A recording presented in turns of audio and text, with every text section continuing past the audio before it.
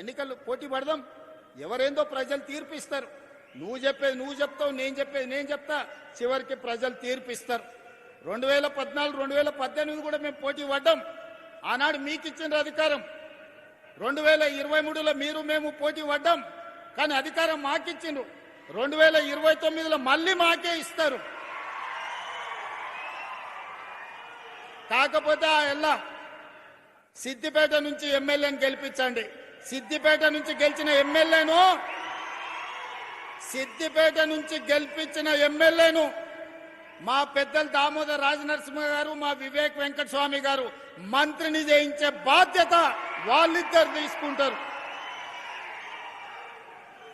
2029 ఎన్నికలలో సిద్దిపేటలో గెలిచే ఎమ్మెల్యేను వాళ్ళిద్దరు మంత్రిని చేసే బాధ్యత తీసుకుంటారు. ఈ వేదిక మీద నుంచి నేను మీకు మాట ఇస్తున్నా.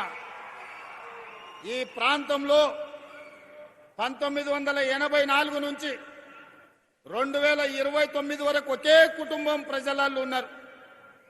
ఇతరులకు ఒక అవకాశం ఇవ్వండి అని నేను అడుగుతున్నా. చూడండి, మార్పు చేసి చూడండి, మంచి జరుగుద్దో లేదో చూడండి. అందుకే ఈ ప్రాంత ప్రజలు చైతన్యవంతులు.